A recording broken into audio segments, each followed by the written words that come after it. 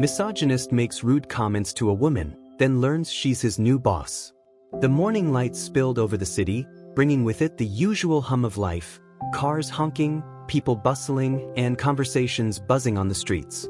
Inside a nondescript office building on the 10th floor, Paul leaned back in his chair, feet propped up on his desk, radiating the smug confidence of a man who thought he had the world figured out. Paul had been working at his company for nearly a decade. In his mind, he ran the place. He knew everyone, understood the ins and outs of the office, and had a sharp tongue that he wielded freely. His coworkers tolerated him, mostly because they had no choice. Paul wasn't a bad employee, he hit his numbers and met deadlines, but his attitude was another story. The latest target of his condescension was Emily, a junior employee in the marketing department. Emily had only been with the company for 6 months, but her ideas and work ethic had already made waves. Paul, however, saw her as a threat, not to his position, but to the informal, boys' club atmosphere he thrived on. As Emily walked past his desk that morning, carrying a stack of files, Paul leaned back further in his chair, an obnoxious grin plastered across his face. "Morning, sweetheart," he called out. "Carrying all those papers, careful not to break a nail." Emily stopped in her tracks, her grip tightening on the files.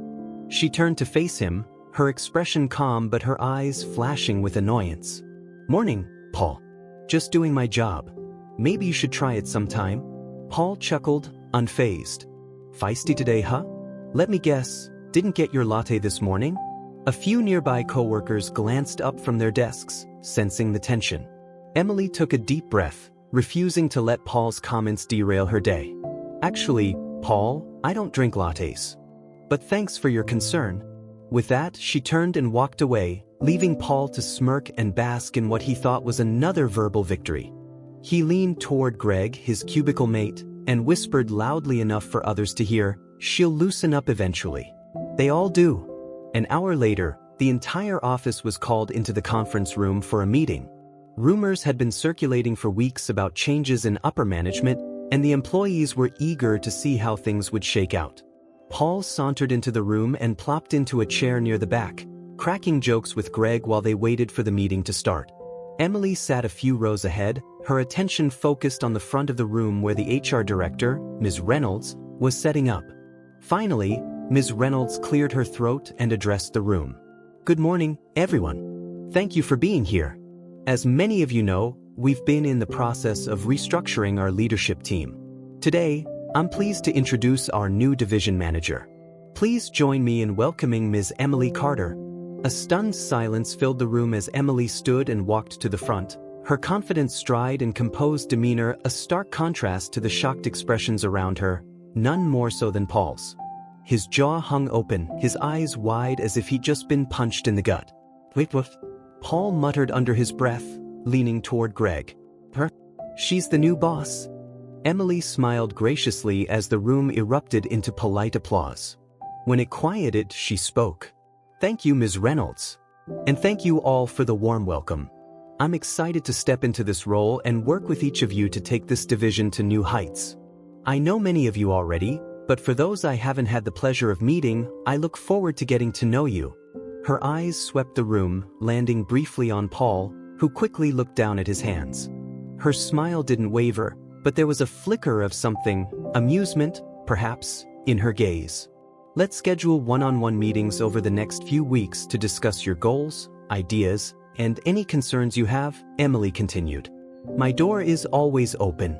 Together, I know we can accomplish great things." She stepped back, and Ms. Reynolds closed the meeting with a few administrative updates. As the employees filed out of the room, the air buzzed with whispered conversations. Paul stayed in his seat, his mind racing. How had this happened? How had someone like Emily, young, sharp, and worst of all, someone he'd belittled, ended up as his boss? The rest of the day was a blur for Paul. He avoided Emily's office, hoping to delay the inevitable meeting she'd scheduled with him for the next morning. His usual bravado was gone, replaced by an uneasy feeling he couldn't shake. When he finally walked into her office the following day, his discomfort was palpable. Emily sat behind her desk, a cup of tea in her hand, her expression calm and professional. "Good morning, Paul. have a seat." He obeyed, sitting stiffly across from her. For a moment, neither of them spoke, the silence stretching between them like a taut rope. Emily broke the silence, her tone measured. "Paul, I want to start by saying that I value every member of this team, including you. You've been with the company for a long time, and your experience is important." Paul blinked, unsure whether she was being genuine or setting him up for something. Thanks," he muttered. "But," Emily continued, her tone firming slightly, "I also want to address something. Yesterday's meeting was an opportunity for me to observe how this team operates. And it became clear to me that there's room for improvement, particularly when it comes to mutual respect."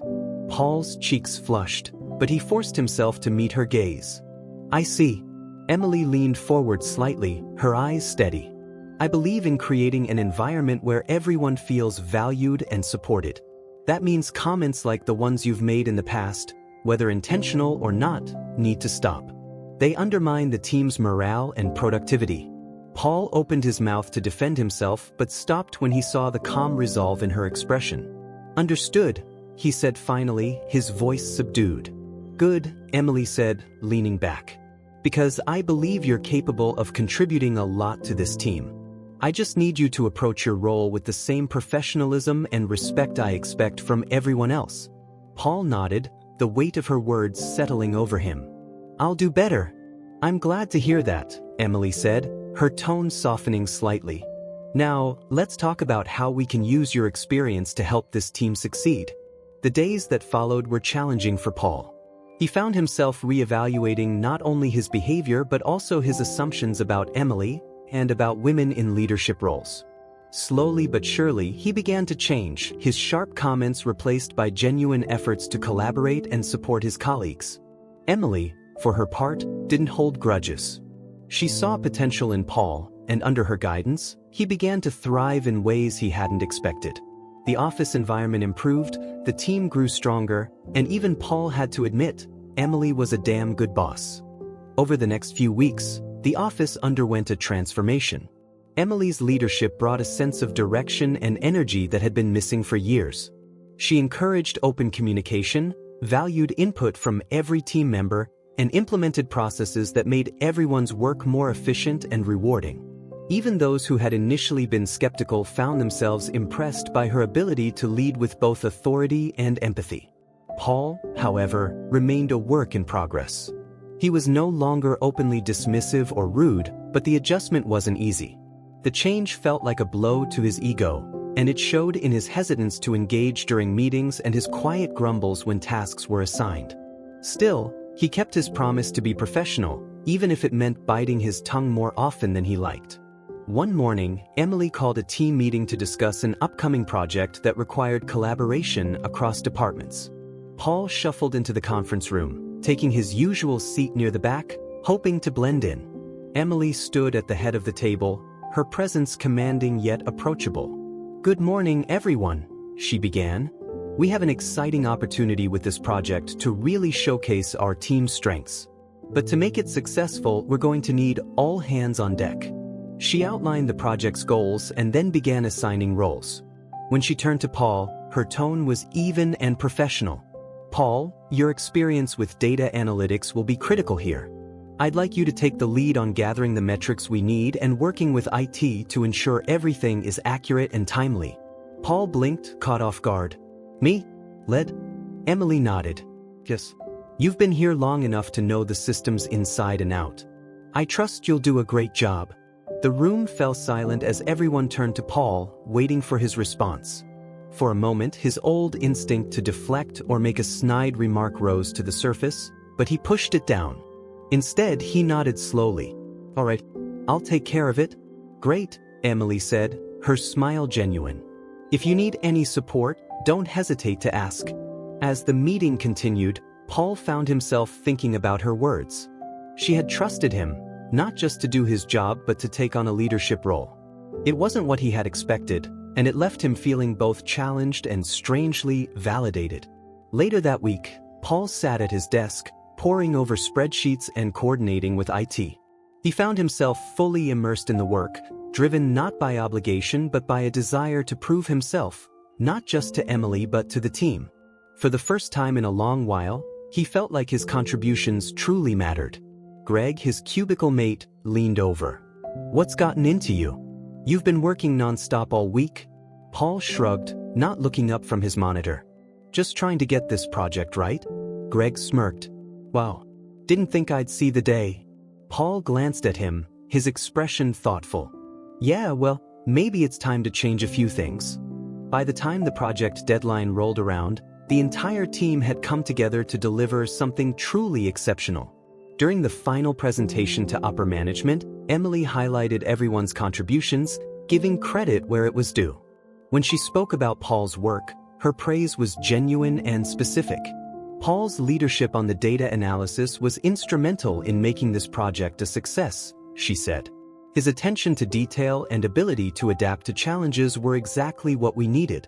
Paul felt a swell of pride as the room erupted into applause. For the first time in years, he wasn't just a part of the team, he was making a difference. After the presentation, Paul found himself lingering near Emily's office. He hesitated, unsure of what to say, before finally knocking on the open door. "Got a minute?" he asked. Emily looked up from her desk and smiled. "Of course. Come in." Paul stepped inside, his hands shoved into his pockets. "I just wanted to say thanks for trusting me with the project." Emily leaned back in her chair, her expression warm. "You earned it, Paul. You have a lot of experience and skills, and I'm glad to see you putting them to good use." He nodded, still awkward but sincere. "I wasn't sure about all of this at first. You being in charge. But you're good at it. Better than I expected." Emily chuckled softly. "I'll take that as a compliment." Paul managed a small smile. "It is. And I'm sorry for, before. The comments and all that. I was out of line." "I appreciate that," Emily said, her tone earnest. "But what matters most is that you're making an effort now. That's how we grow." Paul nodded, a sense of relief washing over him. "Well, I'll keep at it." "I know you will," Emily said with a smile. As Paul left her office, he felt lighter than he had in years. For the first time, he wasn't just working to get by, he was working to be better. Over time, Paul's transformation became evident to everyone in the office. He was no longer the smug, dismissive coworker people avoided. Instead, he became a dependable team member, someone others could count on. And as the office thrived under Emily's leadership, so did he. In the end, the lesson was clear. Respect, humility, and a willingness to change could bridge even the widest gaps. And for Paul, the journey toward becoming his best self had only just begun. One day, as the team wrapped up another successful project, Emily called for a casual lunch meeting to celebrate. The group gathered in the conference room, where sandwiches, chips, and sodas were laid out on the table. The atmosphere was light, filled with laughter and conversation. Paul sat near the corner of the room, watching as the team joked and shared stories. For the first time, he felt like he belonged, not because he demanded it but because he had earned it. Emily tapped her glass lightly with a spoon, calling for everyone's attention. "I just wanted to take a moment to say how proud I am of this team. You've all worked incredibly hard and it shows. We've not only hit our goals, but we've also exceeded them. That's no small feat." The team erupted into applause, and Emily raised her glass. "Here's to all of you, and to continuing to grow and succeed together." As the team cheered, Emily's gaze shifted to Paul. She gave him a subtle nod, acknowledging his role in their success. Paul returned the gesture, his expression one of quiet gratitude. After the meeting, Paul lingered behind, helping Emily clean up. As they worked, he glanced at her. I used to think leadership was just about barking orders and getting people to follow." Emily looked up, amused. "And now?" Paul shrugged, a faint smile on his face. "Now I see it's about listening. About lifting people up, not tearing them down." Emily chuckled softly. "That's a big realization, Paul. Not everyone gets there." "Yeah, well," he said, stacking some plates. "I had a good teacher." Emily's smile widened, but she didn't say anything, letting his words hang in the air. The changes in Paul's attitude extended beyond the office. He started volunteering on weekends, helping a local nonprofit with their data analysis needs. It wasn't glamorous work, but it felt meaningful in a way he hadn't experienced before. One Saturday, as he was leaving the nonprofit's office, he bumped into Emily, who was walking in with a box of supplies. "Emily," he said, surprised. "Paul?" she replied, equally shocked. "What are you doing here?" "Volunteering," he said, scratching the back of his neck. "I've been helping them with their metrics." Emily smiled warmly. "That's great. I didn't know you were involved here." "Started a few weeks ago," he said. "Figured it was time to give back a little." Emily nodded, her expression thoughtful. "I'm glad to hear that. It suits you." Paul felt a flicker of pride. "Thanks. What about you? What brings you here?" "I volunteer here on weekends," Emily said. "Mostly organizing donations and helping with logistics." Paul chuckled. "Figures. You're always organizing something." She laughed. "It's kind of my thing." The two stood there for a moment, a shared sense of respect and understanding passing between them. Finally, Emily said, "You know, Paul, I think you're really starting to find your stride." "Yeah?" he said, genuinely curious. "Yeah," she said. "Keep it up." Paul nodded, a small but genuine smile on his face. "I will." Back at the office, Paul's newfound attitude became an inspiration to others. His transformation showed that change was possible, even for those who seemed set in their ways. Coworkers who once avoided him now sought his input, and he found himself enjoying the collaborative atmosphere Emily had worked so hard to foster. One day, during a quiet moment in the office, Paul sat at his desk, reflecting on how far he'd come. The man he was now felt almost unrecognizable compared to the one who had scoffed at Emily on her first day as boss. He knew he still had work to do. Growth was an ongoing process, but he was proud of the strides he'd made. As he stared at his computer screen, an email notification popped up. It was from Emily, with the subject line, "Opportunity." He opened it, his curiosity piqued. The email was brief but to the point. "Paul, there's a new position opening up in leadership and I think you'd be a great fit. Let's discuss." Paul leaned back in his chair, his mind racing. The idea of stepping into a leadership role had once seemed laughable. But now, with Emily's guidance and his own hard-earned growth, it didn't feel so far-fetched. For the first time, Paul allowed himself to imagine what it would be like to lead, not with arrogance or ego, but with the lessons he'd learned along the way. And for the first time, he felt ready.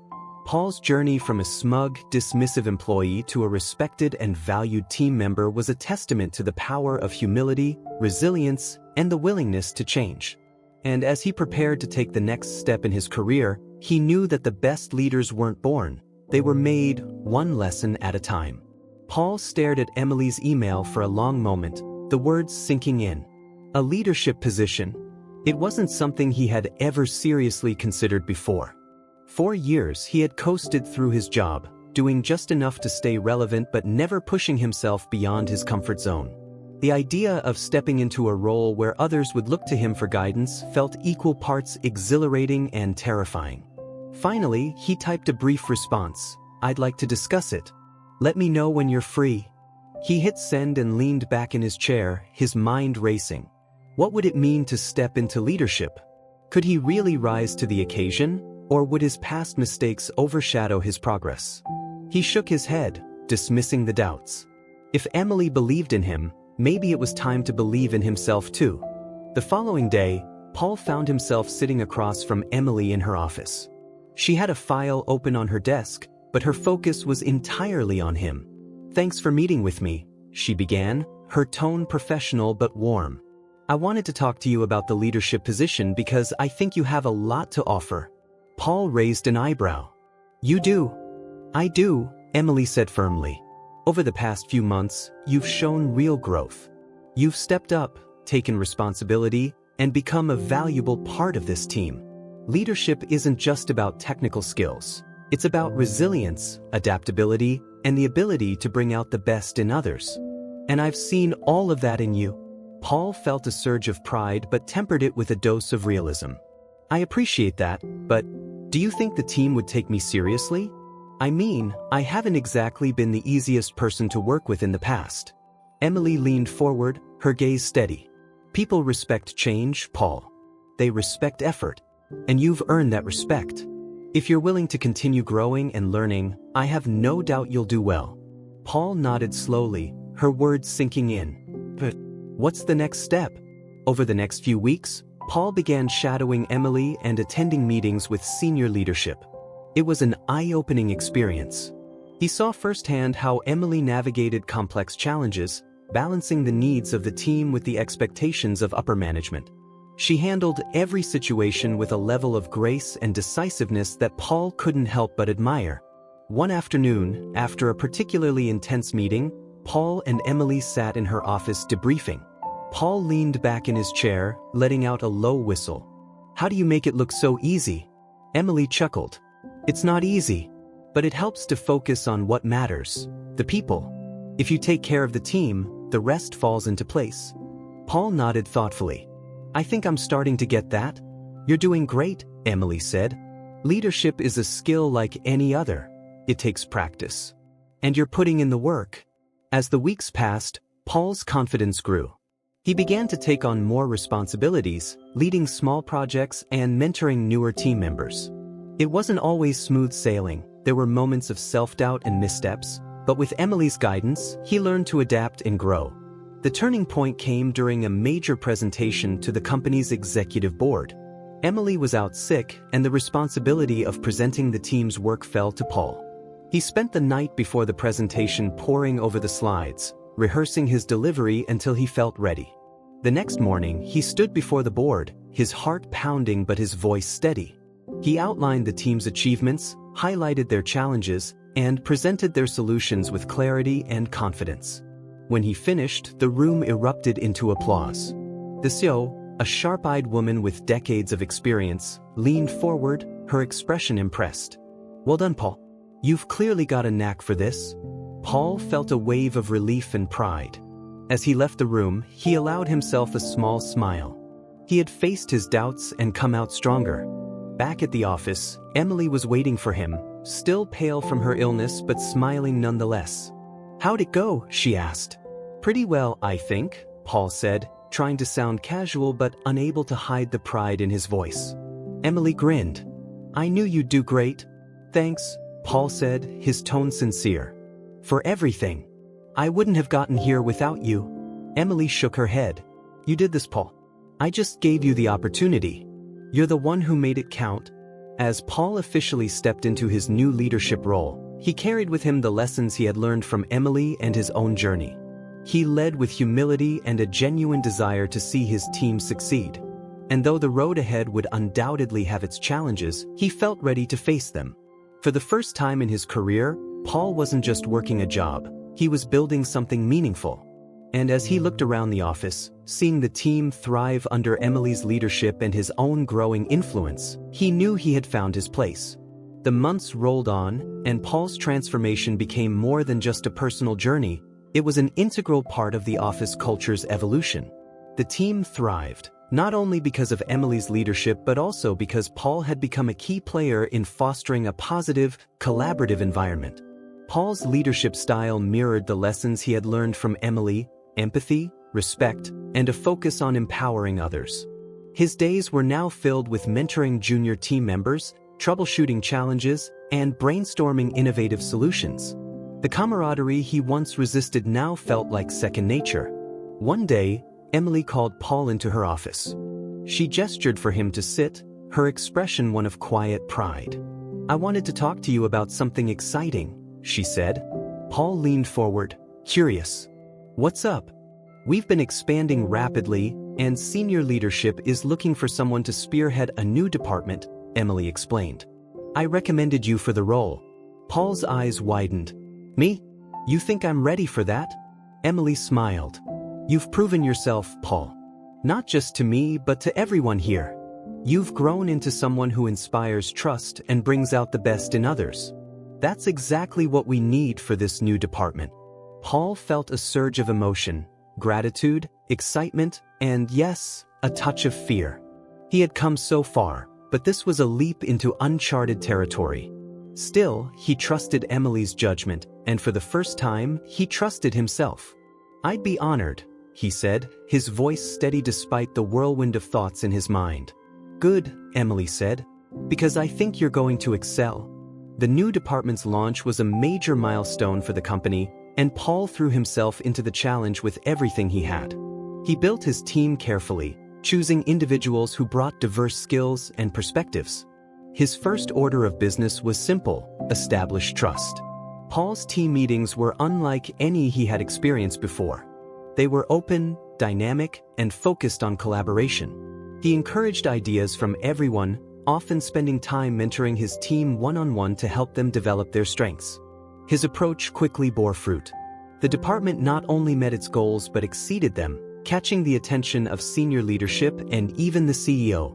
During a company-wide meeting, the CEO personally acknowledged Paul's contributions, calling his leadership a shining example of what this company values.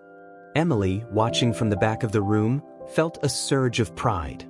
She had always seen Paul's potential, but seeing him step fully into his role and succeed beyond expectations was deeply rewarding.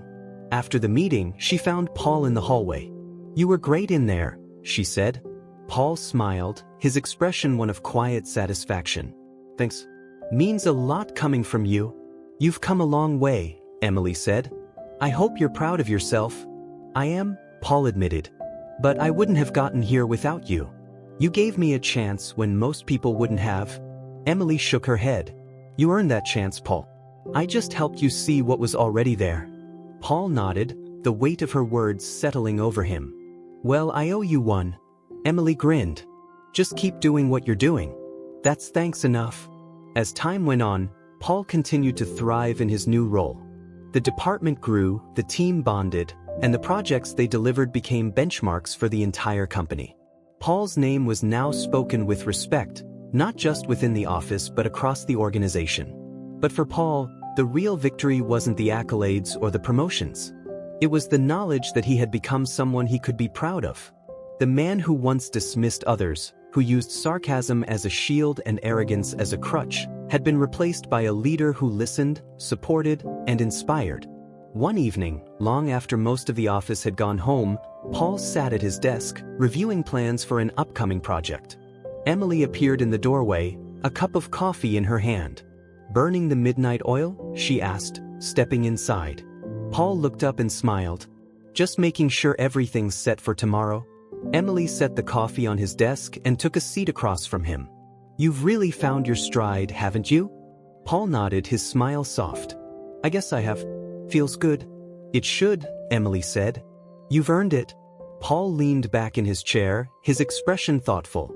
"You know, it's funny. I used to think being in charge was about power. But it's not, is it?" Emily shook her head. "It's about responsibility. And about the people you lead." Paul met her gaze, his expression sincere. "Thanks for showing me that." Emily smiled. "You're welcome." As she left the office, Paul looked around the quiet space, feeling a sense of fulfillment he hadn't thought possible. He wasn't just working anymore. He was building something meaningful, something lasting. And for the first time, he knew exactly where he was meant to be. The journey wasn't over, but Paul was ready for whatever came next. Because now, he understood the true meaning of leadership and of growth. And it all started with a chance, a challenge, and the courage to change. Paul's growth as a leader became the backbone of his department's success. Over the next year, his team consistently exceeded expectations, pioneering projects that not only brought significant profits to the company but also fostered innovation and collaboration. The new department, once considered an ambitious gamble, was now a vital part of the company's strategy. One afternoon, Paul received an unexpected email from the CEO's office. It was a personal invitation to a leadership summit the company was hosting for its senior executives. Attending such an event was not only an honor but also a clear signal that Paul's contributions were being recognized at the highest levels. When he told Emily about it later that day, she beamed with pride. "You deserve this," she said. "You've worked hard and it's paying off." Paul smiled, but a flicker of doubt crossed his mind. "It's a big stage," she said. "What if I don't measure up?" Emily leaned forward, her voice steady and encouraging. "You will. Just be yourself. That's what got you here, and that's what will take you further." Her words stayed with Paul as he prepared for the summit. He spent hours crafting his presentation, determined to showcase his team's achievements and his vision for the future. But more than that, he wanted to demonstrate the values he had come to embrace: collaboration, empathy, and respect. The summit was held in a sleek downtown venue, its glass walls offering panoramic views of the city skyline. Paul arrived early, his nerves humming beneath his calm exterior. The room was filled with some of the most influential figures in the company, people he had once only known by name. Now, he stood among them as an equal. When it was his turn to present, Paul took a deep breath and walked to the stage. The room fell silent as he began to speak. "Good afternoon," he said, his voice steady despite the pounding of his heart. "I'm here today to talk about more than just numbers and results. I want to talk about people, because that's what drives everything we do." As he spoke, he shared stories of his team's challenges and triumphs, highlighting not only their success but also their resilience and teamwork. He emphasized the importance of creating an environment where every voice was heard, where people felt valued and supported. He concluded with a simple but powerful message: leadership isn't about being the smartest person in the room. It's about helping others realize their potential. It's about building something together that's greater than what any of us could achieve alone. The room erupted into applause, and Paul felt a wave of relief and pride wash over him. As he stepped off the stage, several executives approached him, praising his presentation and expressing their admiration for his leadership style. Later that evening, at the networking reception, Paul found himself deep in conversation with the CEO. She smiled warmly as she sipped her drink. "You've come a long way, Paul," she said. "I've heard nothing but great things about your work." "Thank you," Paul said. "That means a lot." The CEO's expression grew thoughtful. "We're looking to expand even further in the coming years, and we'll need strong leaders to guide that growth. Have you ever considered a regional leadership role?" Paul blinked, taken aback. "A regional role? That's a big step." "It is," the CEO said. "But I think you're ready. Take some time to think about it. No pressure, but I see great potential in you." As she walked away, Paul stood in stunned silence. A regional leadership role? It was an opportunity he hadn't even dared to dream of. But now it felt within reach. Back at the office, Paul shared the news with Emily. She grinned, her excitement evident. "That's incredible, Paul. What are you thinking?" "I don't know," he admitted. "It's a huge opportunity, but it's also a lot of responsibility." Emily nodded. "It is. But you've already shown you can handle responsibility. This is just the next step." Paul looked at her, his expression serious. "Do you think I can do it?" Emily met his gaze, her voice unwavering. "I know you can." After days of reflection, Paul made his decision. He accepted the regional leadership role, eager to take on the challenge and continue growing. The announcement was met with congratulations and support from his colleagues, many of whom had witnessed his journey firsthand. As Paul prepared to transition into his new role, he took a moment to reflect on how far he had come. From a smug, dismissive employee to a respected leader, his transformation had been shaped by the people around him, by Emily's guidance, his team's trust, and his own willingness to change. On his last day in his current position, the team threw him a surprise farewell party. As Paul stood before them, a wave of emotion washed over him. "I just want to say thank you," he began, his voice thick with gratitude. "This team has been more than just co-workers. You've been my support, my inspiration, and my family. Everything I've accomplished, I owe to you." The room erupted into applause, and Emily stepped forward, handing him a small box. "Just a little something to remember us by," she said with a smile. Paul opened the box to find a plaque engraved with the words, "To Paul, a true leader who inspires us all." He blinked back tears, his heart full. "Thank you," he said, his voice soft. "This means more than I can say." As Paul stepped into his new role, he carried the lessons he had learned with him, determined to continue growing and helping others do the same. And though his journey was far from over, he knew one thing for certain: the man he had become was someone he could be proud of. And it all began with a rude comment, a new boss, and the courage to change. Paul stepped into his new role with a mix of excitement and apprehension. As a regional leader, he now oversaw multiple teams across several offices, a responsibility far greater than anything he'd managed before. The challenges came quickly, but so did the opportunities to apply the lessons he'd learned. In his first week, Paul made a point of visiting each office under his jurisdiction. He wanted to meet the teams, understand their dynamics, and listen to their concerns. At each stop, he sat down with employees, taking the time to hear their stories and learn about their day-to-day challenges. One conversation in particular stayed with him. In a smaller office located in a quiet suburban town, Paul met a young employee named Claire. She was soft-spoken but sharp, with a keen understanding of her work.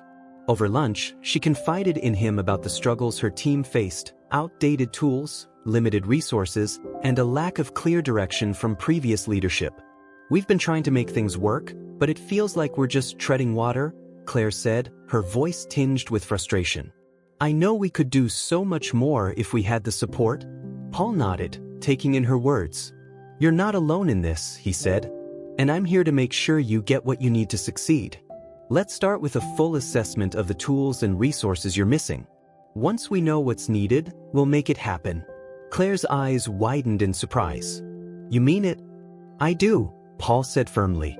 "Your team's success is my success. We're in this together." Over the next few weeks, Paul worked closely with Claire's team, securing the resources they needed and helping them implement new processes. The transformation was immediate. Productivity soared, morale improved, and the team began hitting targets they hadn't thought possible. Claire's confidence grew as well. Paul encouraged her to take on more responsibility, and within months, she had risen to a leadership position within her team. Watching her thrive reminded Paul of his own journey and the importance of having someone who believed in you. As the months went by, Paul's reputation as a leader continued to grow. He was known for his hands-on approach, his ability to connect with employees at every level, and his unwavering commitment to fostering a culture of respect and collaboration. One day, as Paul was wrapping up a particularly long meeting, he received an email from Emily. The subject line read, "Coffee?" He smiled and quickly replied, "Absolutely." When and where? The two met at a small cafe near their old office. It felt almost surreal to Paul, sitting across from Emily after all they'd been through. She was still the same, calm, confident, and endlessly supportive. "You've been busy," Emily said with a smile as she sipped her coffee. "I've been hearing great things about your region." Paul chuckled. "Thanks. It's been a lot, but I think I'm starting to get the hang of it." "I knew you would," Emily said. "You've always had it in you." Paul leaned back, his expression thoughtful. "You know, I never imagined I'd end up here. When you first became my boss, I thought I had it all figured out. I was so wrong." Emily grinned. "I remember. You weren't exactly thrilled about me taking over." Paul laughed, shaking his head. "That's an understatement. But you changed the way I think about leadership, about people. I owe you a lot." Emily's smile softened. "You don't owe me anything, Paul. You did the work. You chose to grow, to change. That's all you." Paul nodded, her words settling over him like a warm blanket. "Still, thank you for believing in me when I didn't believe in myself." "You're welcome," Emily said, her tone sincere. "But you've earned everything you have now. Don't forget that." As they parted ways, Paul felt a renewed sense of purpose. His journey had been far from easy, but it had shaped him into the leader and the person he was today. And while there were still challenges ahead, he knew he was ready to face them. Back at his office, Paul sat at his desk, reviewing plans for an upcoming regional initiative. His team was poised to tackle one of the company's most ambitious projects yet, and he couldn't wait to see what they would accomplish together. As he looked around the bustling office, Paul felt a deep sense of pride, not just in what he had achieved but in the people he worked with every day. They were more than colleagues. They were a community, united by a shared vision and a commitment to excellence. And at the heart of it all was Paul, a leader who had learned that true strength came not from power but from humility, empathy, and the courage to change.